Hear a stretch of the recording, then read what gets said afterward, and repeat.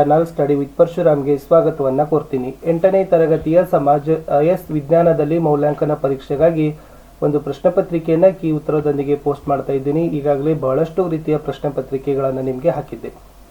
So ಇದು ಕೂಡ ನಿಮ್ಮ ಎಕ್ಸಾಮ್ಗೆ ಹೆಲ್ಪ್ ಆಗ್ತದೆ.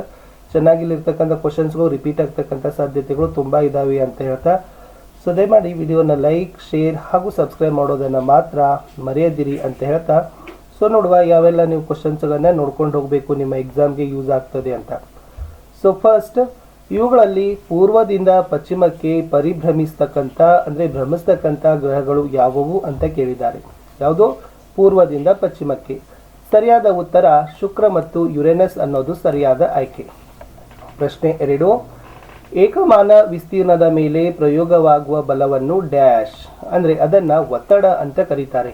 ಏಕಮಾನ ವಿಸ್ತೀರ್ಣದ ಮೇಲೆ ಪ್ರಯೋಗವಾಗುವ ಬಲವೇ ಒತ್ತಡ. ಪ್ರಶ್ನೆ 3, ಈ ಕೆಳಗಿನ ಸಂಗೀತ ವಾದ್ಯಗಳಲ್ಲಿ ಬಾರಿಸುವುದರಿಂದ ಅಥವಾ ಕೈಯಿಂದ ತಟ್ಟುವುದರಿಂದ ನುಡಿಸುವ ಸಂಗೀತದ ವಾದ್ಯಗಳ ಗುಂಪು ಅಂತ ಕೇಳಿದಾರ. ಇಲ್ಲಿ 4 ಗುಂಪುಗಳಿದಾವೆ. ಅದರಲ್ಲಿ ತಬಲ, ಘಂಟಂ ಮತ್ತು ಕನ್ಸಾಳೆ ಅಂತಕ್ಕಂಥದ್ದು ಈ ಸಂಗೀತದ ವಾದ್ಯಗಳನ್ನು ಏನು ಮಾಡ್ತಾರಪ್ಪ ಅಂತಂದರೆ ಕೈಯಿಂದ ತಟ್ತಾರೆ. ಪ್ರಶ್ನೆ 4, ಗ್ರಹಗಳ ಗಾತ್ರವನ್ನು ಆಧರಿಸಿ ಅವುಗಳ ಏರಿಕೆ ಕ್ರಮದಲ್ಲಿ ಬರೆಯಿರಿ. ಅವುಗಳ ಏರಿಕೆ ಕ್ರಮದಲ್ಲಿ ಬರೆದಾಗ ನಮಗೆ ಸಿ ಆಪ್ಷನ್ನಲ್ಲಿ ಬುಧ, ಮಂಗಳ, ಶುಕ್ರ ಅನ್ನೋ ಆಯ್ಕೆಗಳು ಸರಿಯಾಗಿ ಆಗ್ತದೆ. 5ನೇ ಪ್ರಶ್ನೆ, ಈ ಕೆಳಗಿನವುಗಳಲ್ಲಿ ನಮ್ಮ ಕಣ್ಣುಗಳ ಆರೈಕೆಗೆ ಸಂಬಂಧಿಸಿದಂತೆ ವೈದ್ಯರು ನೀಡದಿರುವ ಸಲಹೆ ಅಂತ ಕೇಳಿದ್ದಾರೆ. ಏನು?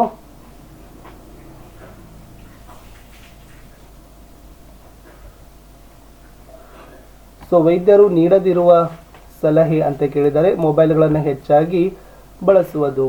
ಸೊ ಸಾಮಾನ್ಯವಾಗಿ ನಿಮಗೆ ಅದೇ ಹೇಳ್ತಾರಲ್ಲ, ಮೊಬೈಲ್ಗಳನ್ನು ಬಳಸಬೇಡಿ ಅಂತಲೇ ಹೇಳೋದು.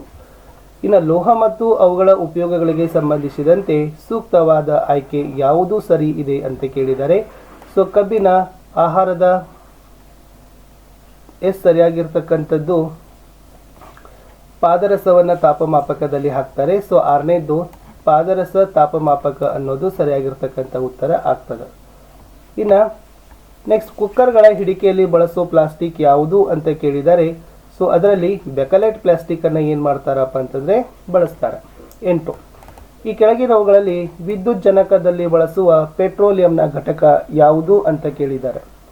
ಅಂದರೆ ಈ ವಿದ್ಯುತ್ ಜನಕಗಳಲ್ಲಿ ಇರ್ತಕ್ಕಂಥ ಡೈನಮೋಗಳಲ್ಲಿ ಬಳಸ್ತಕ್ಕಂಥ ಪೆಟ್ರೋಲಿಯಂನ ಘಟಕ ಕೇಳಿದ್ದಾರೆ.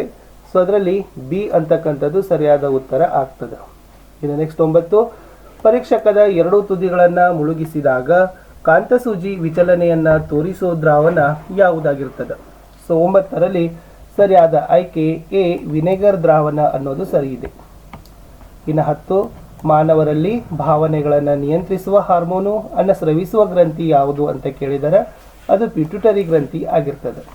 11, ಈ ಕೆಳಗಿನವುಗಳಲ್ಲಿ ಅರಣ್ಯ ನಾಶಕ್ಕೆ ಕಾರಣವಾಗಿರುವ ಅಂಶ ಅಂತ ಕೇಳಿದ್ದಾರೆ. ಇಲ್ಲಿ ಅರಣ್ಯ ನಾಶಕ್ಕೆ ಕಾರಣವಾಗಿರ್ತಕ್ಕಂಥದ್ದು ಯಾವುದಪ್ಪ ಅಂದರೆ ಅದು ಕಾಡ್ಗಿಚ್ಚು, ಬರಗಾಲ ಅಂತ ಹೇಳ್ತೀವಿ. ಇನ್ನು ಈ ಕೆಳಗಿನವುಗಳಲ್ಲಿ ನೀರಾವರಿಯ ಸಾಂಪ್ರದಾಯಿಕ ವಿಧಾನವಲ್ಲ. ಸೊ ನೀರಾವರಿಯ ಸಾಂಪ್ರದಾಯಿಕ ವಿಧಾನವಲ್ಲ ಅಂತಂದರೆ ಅದು ತುಂತುರು ವಿಧಾನ. ಇನ್ನು ಹನಿ ನೀರಾವರಿ, ತುಂತುರು ಅವೆಲ್ಲ ಆಧುನಿಕ ವಿಧಾನ. ಸೊ ಬಾಕಿ ಎಲ್ಲ ಅಲ್ಲಿ ಸಾಂಪ್ರದಾಯಿಕ ವಿಧಾನವಲ್ಲದ್ದು ಅಂತ ಕೇಳಿದರೆ ಅದು ನವೀನ ವಿಧಾನ. 13, ಅಳಿವಿನ ಅಂಚಿನಲ್ಲಿರುವ ಜೀವಿಗಳನ್ನು ಸಂರಕ್ಷಿಸಬಹುದಾದ ಸ್ಥಳಕ್ಕೆ ಏನಂತ ಕರೀತಾರೆ. ಅಲ್ಲಿ ರಾಷ್ಟ್ರೀಯ ಉದ್ಯಾನವನಗಳಿದ್ದಾವೆ. ಓಕೆ. ಇನ್ನು ನೆಕ್ಸ್ಟ್ 14ರಲ್ಲಿ ಇರ್ತಕ್ಕಂಥದ್ದು ಈ ಕೆಳಗಿನವುಗಳಲ್ಲಿ ಹಸಿರು ಮನೆ ಪರಿಣಾಮ ಒಲ್ಲದ್ದು ಅಂತ ಕೇಳಿದ್ದಾರೆ. ಯಾವುದು ಹಸಿರು ಮನೆ ಅಲ್ಲ ಅಂತ ಕೇಳಿದರೆ 14ರಲ್ಲಿ ಡಿ, ನೈಟ್ರೋಜನ್. ರಸಗೊಬ್ಬರ ಬಳಕೆಗೆ ಸಂಬಂಧಿಸಿದ ಸೂಕ್ತ ಹೇಳಿಕೆ ಅಲ್ಲ ಅಂತ ಕೇಳಿದ್ದಾರೆ. ಹ್ಯೂಮಸ್ ಮಣ್ಣಿಗೆ ಒದಗಿಸ್ತದೆ ಅನ್ನೋದು ಸರಿಯಾದ ಆಯ್ಕೆ ಇದೆ. 16ರಲ್ಲಿ ಕೆಳಗಿನವುಗಳಲ್ಲಿ ಅಲೈಂಗಿಕ ಸಂತಾನೋತ್ಪತ್ತಿ ನಡೆಸದ ಜಾತಿ ಅಂತ ಕೇಳಿದರೆ ಕಪ್ಪೆ ಅನ್ನೋದು ಸರಿಯಾದ ಉತ್ತರ. ಇನ್ನು ಶಬ್ದ ಮಾಲಿನ್ಯದಿಂದ ಆಗುವ ತೊಂದರೆಗಳು. ಸೊ ಶಬ್ದ ಮಾಲಿನ್ಯದಿಂದ ನಾವು ಕಿವುಡತನ ಆಗ್ತೀವಿ. ಓಕೆನಾ. ಆಮೇಲೆ ವಿಶೇಷವಾಗಿರ್ತಕ್ಕಂಥ ಮಾನಸಿಕ ಗೊಂದಲ, ಸ್ಥಿಮಿತವನ್ನು ಕಳ್ಕೊಳ್ತೀವಿ. ಇನ್ನು ವೈರಸ್ನ ರಚನೆಯ ಚಿತ್ರವನ್ನು ಸ್ವಲ್ಪ ಕಲ್ಕೊಂಡು ಹೋಗಿ. ಭ್ರೂಣ ಅಂದರೆ ಏನು, ಆಮೇಲೆ ದ್ವಿತೀಯ ಉತ್ಸರ್ಜಕಗಳ ಪ್ರಾಮುಖ್ಯತೆ ಏನು ಅನ್ನೋ ಪ್ರಶ್ನೆಯೂ ಕೂಡ ನಿಮಗೆ ಕೇಳಬಹುದು. ಇನ್ನು ಸ್ಥಾಯಿ ಘರ್ಷಣೆಯು ಜಾರು ಘರ್ಷಣೆಗಿಂತ ಹೆಚ್ಚಾಗಿದೆ ಹೇಗೆ ವಿವರಿಸಿರಿ. ಅಥವಾ ತರಲಗಳಲ್ಲಿ ಚಲಿಸುವ ವಸ್ತುಗಳು ವಿಶಿಷ್ಟ ಆಕಾರವನ್ನು ಹೊಂದಿರಬೇಕು ಏಕೆ? 22 ಮಿಂಚು ಬಂಧಕಗಳೆಂದರೇನು? ಅವು ಹೇಗೆ ಕಾರ್ಯವನ್ನು ನಿರ್ವಹಿಸ್ತವೆ? ಇನ್ನು ಚದುರಿದ ಪ್ರತಿಫಲನವನ್ನು ತೋರಿಸೋ ಚಿತ್ರ, ನೆನಪಿಟ್ಕೊಡ್ರಿ, ಚದುರಿದ ಪ್ರತಿಫಲನದ ಚಿತ್ರ. ಇನ್ನು ಕಣ್ಣಿನ ರಚನೆಗೆ ಸಂಬಂಧಿಸಿದಂತೆ ಅಂಧ ಪ್ರದೇಶ ಮತ್ತು ವರ್ಣಪಟಲ ಅಂದರೆ ಏನು?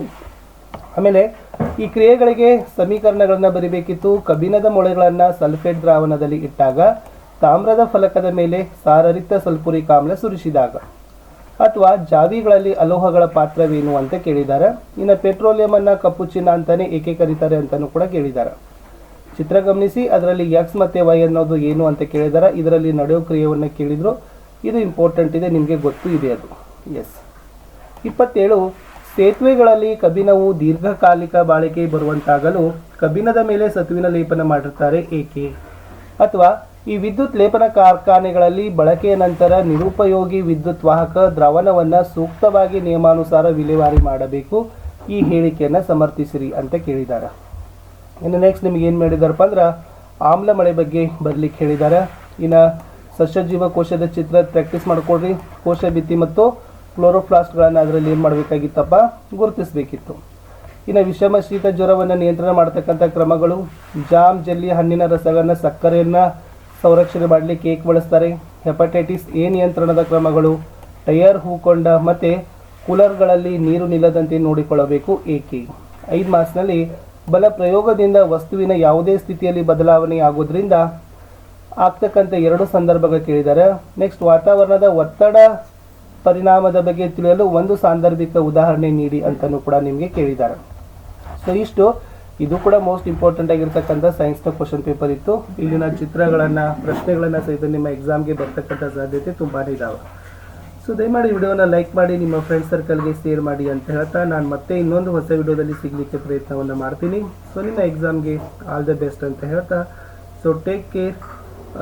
ವಾಟ್ಸಪ್ ಚಾನಲ್ ಅದ, ಟೆಲಿಗ್ರಾಮ್ ಗ್ರೂಪ್ ಅದ, ಅವುಗಳ ಲಿಂಕನ್ನು ಸಹಿತ ನೀವೇನು ಮಾಡಿಪ್ಪ ಅಂತಂದರೆ ಬಂದು ಜಾಯ್ನ್ ಆಗಿ. ಯಾಕಂದರೆ ಅಲ್ಲಿ ಭಾಳಷ್ಟು ರೀತಿಯಾಗಿರ್ತಕ್ಕಂಥ ಮಾಹಿತಿಗಳನ್ನು ನಾವು ನಿಮಗೆ ಕೊಡ್ತಾ ಇರೋದ್ರಿಂದ, ಸೊ ನೀವುಗಳು ಬಂದು ಜಾಯ್ನ್ ಆಗೋದ್ರಿಂದ ಸೊ ಇನ್ನಷ್ಟು ಹೆಚ್ಚಿನ ಮಾಹಿತಿ ನಿಮ್ಗೆ ಏನಾಗ್ತದಪ್ಪ ಅಂತಂದ್ರೆ ಅಲ್ಲಿ ಸಿಗ್ತದ ಅಂತ ಹೇಳ್ತಾ, ಸೊ ಇಲ್ಲಿವರೆಗೆ ನೀವೆಲ್ಲರೂ ಕೂಡ ವಿಡಿಯೋವನ್ನು ವಾಚ್ ಮಾಡಿದ್ದೀರಿ. ವಾಚ್ ಮಾಡಿದ್ದಕ್ಕೆ ಮತ್ತೊಮ್ಮೆ ಧನ್ಯವಾದಗಳು.